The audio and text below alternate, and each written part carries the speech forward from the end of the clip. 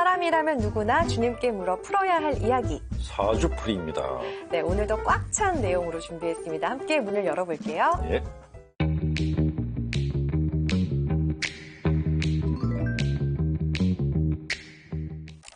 자, 오늘은 미사란 무엇인가 그 두 번째 시간입니다.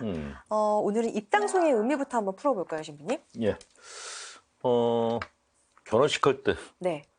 그 예식장에 들어가는 건 그때 노래 같은 거 불러주죠. 네네. 예, 그게 입당성이죠. 아, 입장하는. 그렇죠. 입장할 노래. 때 네. 노래를 불러주죠. 성당도 마찬가지로 성당은 거룩한 곳이라는 의미를 갖고 있죠. 거룩할 성자. 이 거룩한 곳에 들어간 그 자체가 성당에 대한 예의를 표시하기 위해서 노래를 불러주고 네. 성당에 들어가는 사람들을 축하해주기 위해서 입당성을 해주죠. 그러니까 성당이라는 의미가 굉장히 중요한데 구약 성서에 보면 모이세가 가시덤불에서 하나님을 만났는데 하나님께서 모이세 보고 신발을 벗어라 그래. 네. 그러니까 우리가 살고 있는 이 삶의 터에는 거룩한 곳과 속된 곳이 있다라는 것이죠. 그러니까 성당은 하나님이 거하시는 곳, 사람들이 모여서 기도하는 곳, 그런 거룩한 의미를 갖고 있기 때문에 들어갈 때 성당에 대한 예의를 갖추기 위해서 입당송을 부릅니다. 예. 그러니까 그런 의미에서 공산주의자들이 네. 이렇게 자기들이 점령한 나라의 성당들을 뭐 감옥으로 쓴다거나 무슨 박물관으로 쓴다거나 이렇게 쓰는 거는 성당에 대한 모욕이라고 볼 수 있다는 거죠. 네. 예. 자, 이제 미사를 시작하면서 주례사제와 함께 성호경을 예. 긋습니다. 신부님, 성호경은 언제 어떻게 시작이 된 거예요? 조그만 성호경을 우리는 이제 크게 하는데 네. 시작은 작은 성호로 시작했죠. 소성호라고 하죠. 이 소성호가 처음에는 이마에만 했다 그래요.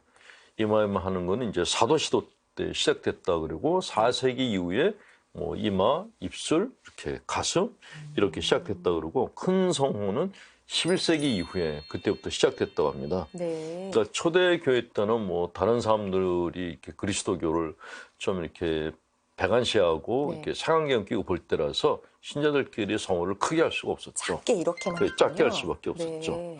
이 성호경은 네. 성호를 긋는 이유는 이렇게 내가 신자임을 고백하는 것도 있고 그리스도의 삶 전체를 의미하는 것도 있고 그러니까 내가 하나님과 함께 한다는 의미도 있죠. 그러니까 성호를 긋는 게 뭐 언제 성호를 긋느냐라고 묻는 분들이 계신데 네. 사실은 내가 이 일을 하나님과 함께 하겠다라는 그런 생각을 갖고 있으면은 그냥 그 일을 시작하면 무조건 성호를 긋어요.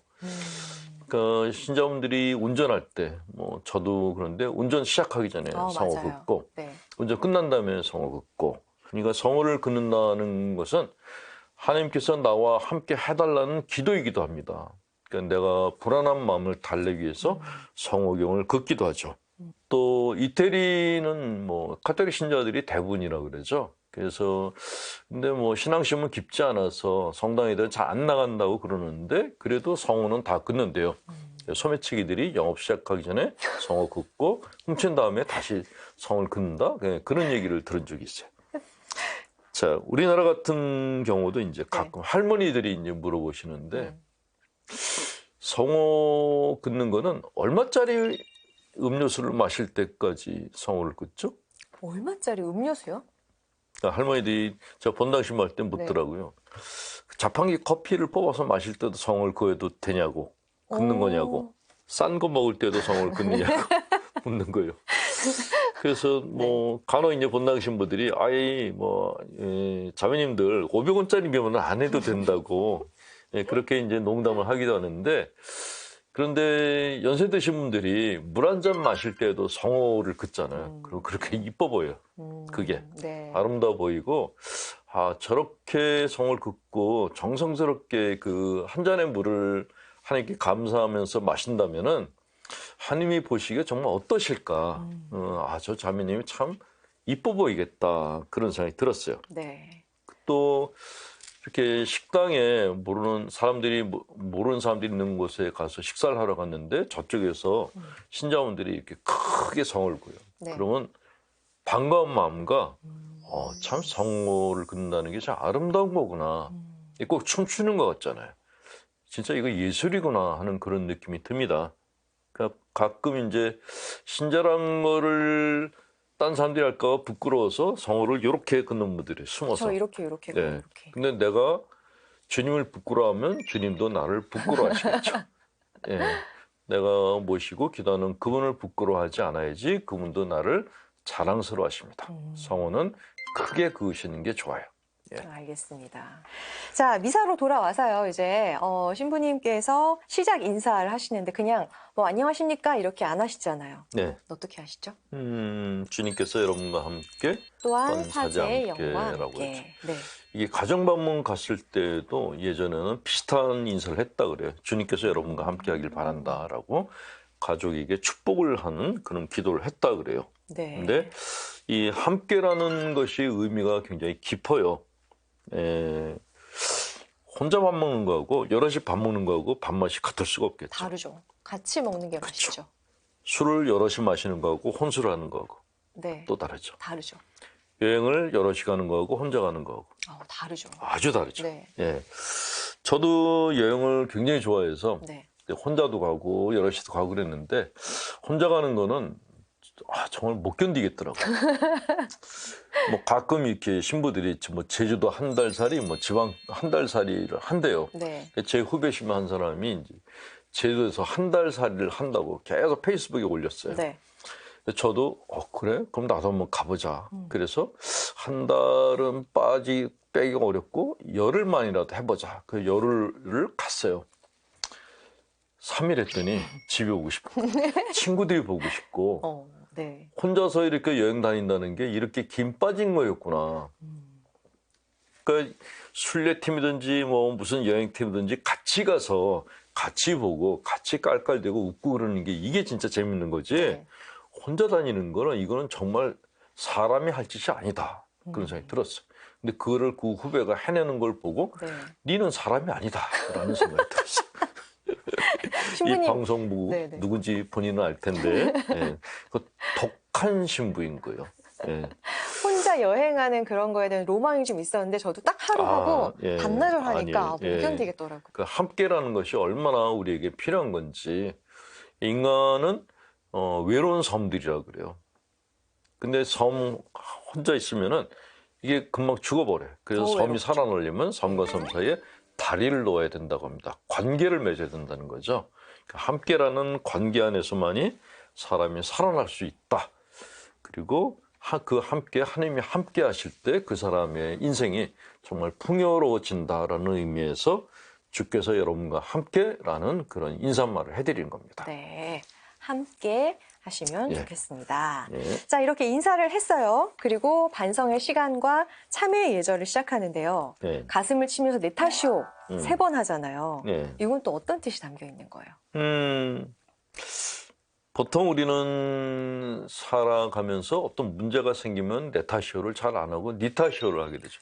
이거 너 때문에 그런 거야. 맞아요. 라고. 네, 특히 이제 뭐 정치를 잘못하면은 정치인들 탓하고. 그래서 신자들의 미사 때 그 신자들의 기도 있잖아요. 네. 그 기도문을 잘 보면은 네. 내 문제를 위해서 기도하는 기도문은 없어요. 다 정치인들을 위해서 기도하고 뭐 누굴 위해서 기도한다. 그중에 뭐 우리 신부님들을 위해서 기도한다. 맞아요. 그럼 신부들이 잘못한 게 많다는 거예요. 네. 잘 살라고 기도하는 거예요. 또 정치 좀 잘하라고 기도하는 거예요. 거기에 내가 문제라고 하는 기도는 하나도 없어요. 예, 그렇게 우리는 습관적으로 이렇게 니타쇼를 하면서 삽니다. 그런데 문제는 내가 남의 탓을 많이 할수록 성격 장애자가 될 가능성이 굉장히 높아요. 성격 장애자란 나는 아무 문제도 없고 니들이 다 문제야라고 생각하는 사람들이 성격 장애자라고 합니다.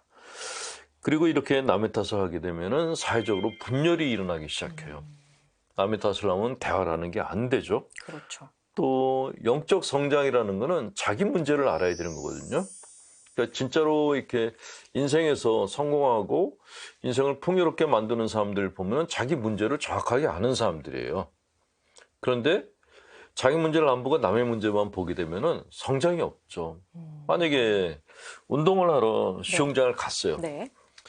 근데 수영은 안 하고 수영하는 사람들 폼을 보면서 아니 수영을 그렇게 하려면 집에서 빨래를 하지 여기를 왜 왔어? 그런다면 자기 수영 폼은 안 보고 남의 수영 폼만 보고 얘기한다면은 자기 수영 실력이 늘까요? 안 늘죠. 네.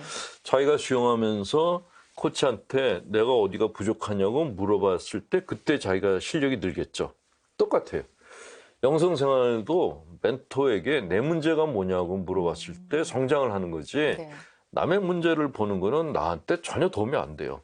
네, 그런 의미에서 네타쇼를 하라라고 권하는 의미에서 가슴을 쳐서 네타쇼를 시키는 건데 네. 근데 이게 문제는 지나치게 되면은 신경증자가 될 가능성이 높아요. 가끔 미사 때 네. 가슴이 뻐개지게 네타쇼를 하는 분들 막 옆에서 이렇게 퍽 소리가 나서 네. 아니 저러다 갈비뼈 나가겠다라는 생각이 들 정도로 네타쇼를 하는 분들이 있는데 그거는 또 문제예요. 건강한 사람은 네타쇼와 네타쇼의 그 균형을 잡아야 된다고 합니다. 그러니까 뭐든지 네타쇼요 하면은 성격 장애자고 네. 뭐든지 네타쇼요 하면은 신경증 장애자라 그래요. 아, 내 탓과 네 탓을 그렇죠. 적절하게 해라. 적절하게 섞어야 되는 거죠. 너무 내 탓만 하게 되면은 잘못하면 신경쇠약이 걸릴 수가 있습니다. 우울증에 걸릴 수도 있고. 그렇죠. 그래서 가끔은 네 탓이어도 해야 돼요. 예, 만약에 딴 사람들이 다 잘못했는데 네. 나는 잘못이 없는데 네. 그걸 내 탓이라 그러면 너무 억울하죠. 그렇죠. 예, 어쨌건 내가 다른 사람들하고 관계를 맺으려면은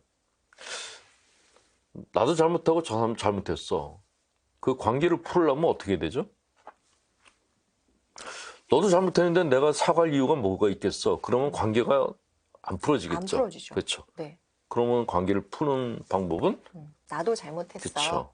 그렇죠. 내가 먼저 네. 내가 잘못한 게 있어. 미안해라고 하면은 저쪽도 아니야 나도 잘못했어라고 한다는 거죠. 그런 의미에서의 네타쇼가 필요하다는 거예요. 예. 네, 알겠습니다. 자, 참회 예절을 마쳤습니다. 예. 그 후에 자비송을 마치는데요. 신부님, 자비송은 또 어떤 의미를 가지고 있나요? 자비송이라는 거는 아주 오래 전에는 왕이 지나갈 때 백성들이 무릎을 꿇고 엎드려서 자비를 구했어요.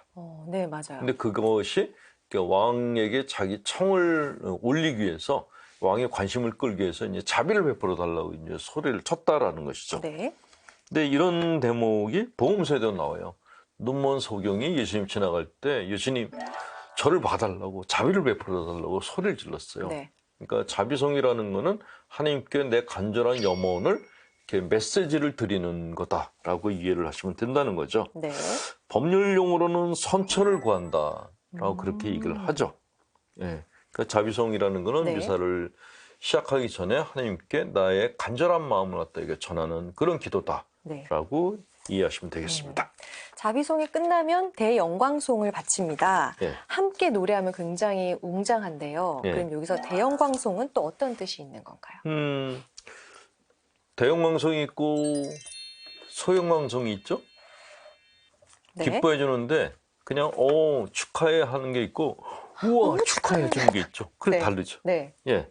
그러니까 대형광송이라는 거는 정말 하나님께 일어난 경사에 대해서 우리가 큰 마음으로 기뻐해 드린다는 거죠.